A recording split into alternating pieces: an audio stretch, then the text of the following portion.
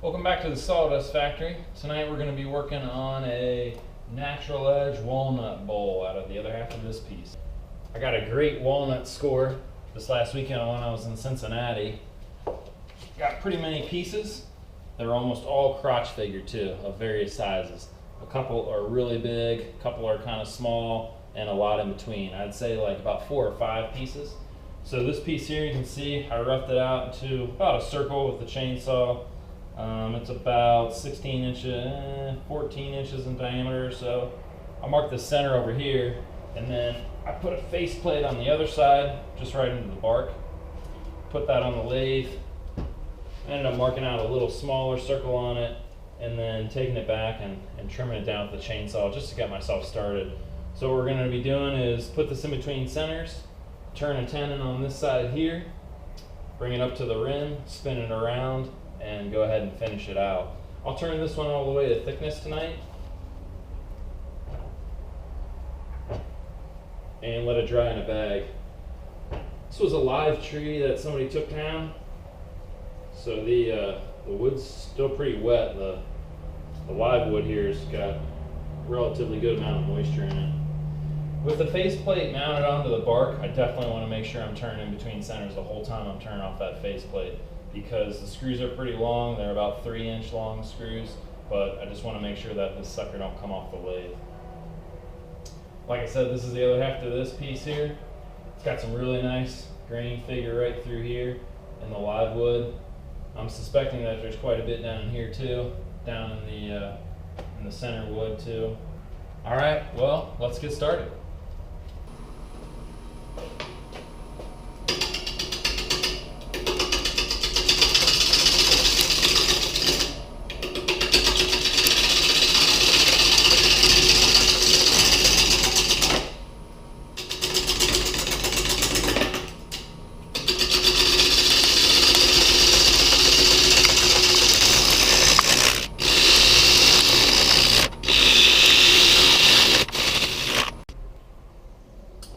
Alright, we're almost there on the rim here. We got a little bit of a chainsaw cut there and there, so just a little bit more to take off, and then we'll be ready to come into the foot here, figure out where we want to be. This is going to be a pretty neat piece, I think.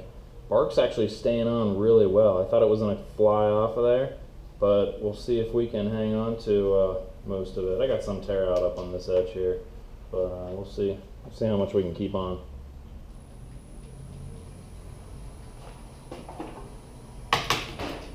Pretty well balanced out, so I'm turning about 450 RPM or so, 500 RPM, which is pretty good speed for something this size.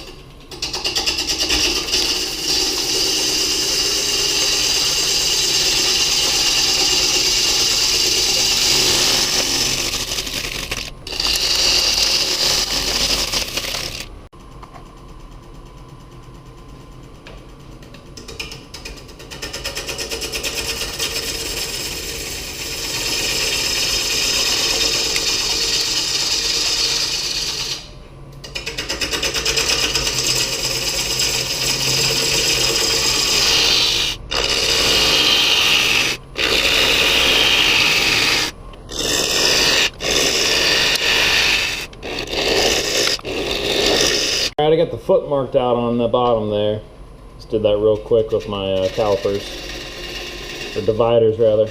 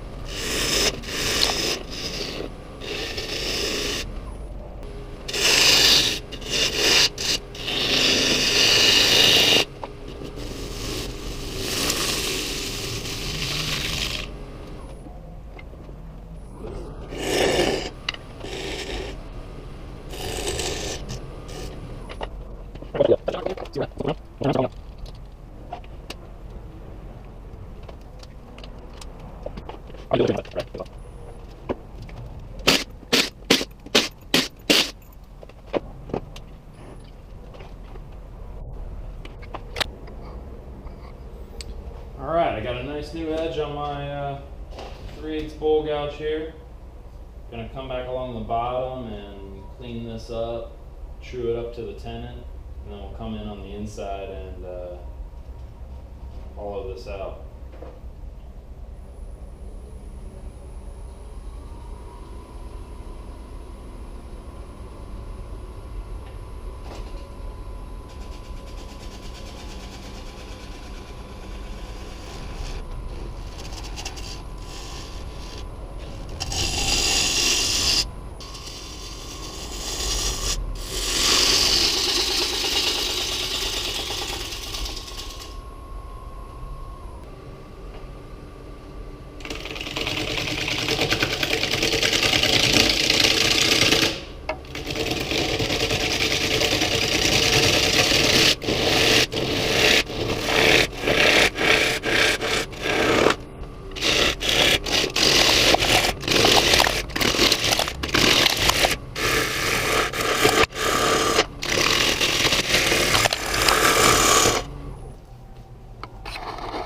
Alright, that's about as far as I can go with the tool, with the live center up there. It's really all I need to do. It's pretty well balanced at this point in time, so I doubt it's going to move around on me. I'm going to tighten up the chuck, pull the tailstock away, and we'll finish it up.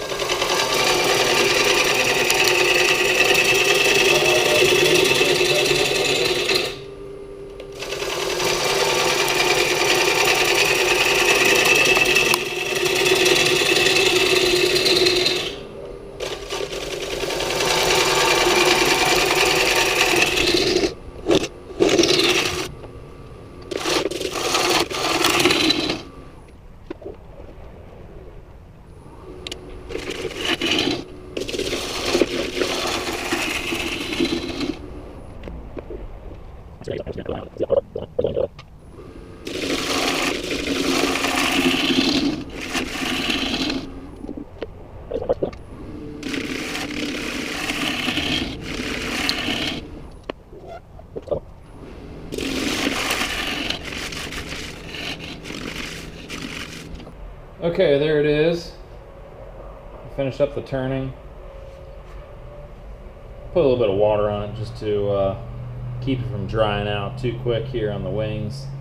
Turned out pretty nice. Got this ring right here that's driving me nuts. I could not get rid of it. I got relatively thin right there, about a 1/16 of an inch. It's a little bit thicker right here, but I just couldn't get that to change. I still got a pretty nice curve through there, so we'll have to sand that out. It's not terrible. It shows up pretty well when it's wet, but when it was drying out, you couldn't really see it too much. And then I got another ring up here and another one up here, so there will definitely be some sanding on the end grain areas here and here. I don't have too much tear out, just a little bit through there, so I'll have to sand that. I went ahead and put some CA glue right here and here on the other side, right through there and there. Didn't have to put any right there. Kind of interesting. Where the center of the branch was coming through the wood to keep it from splitting any further than it already had. But it's got some neat grain patterns right there, and then all through here in the sapwood. The walnut is really neat in terms of contrasting between the interior wood and the sapwood. So this inside here just looks amazing with this feathering right through there. It just looks spectacular. So, well, thanks for watching the rough turning tonight. I'll be sure to post a video on finishing this guy. Check out my channel for other wood turning videos, and if you like the video tonight, give me a thumbs up. Thanks.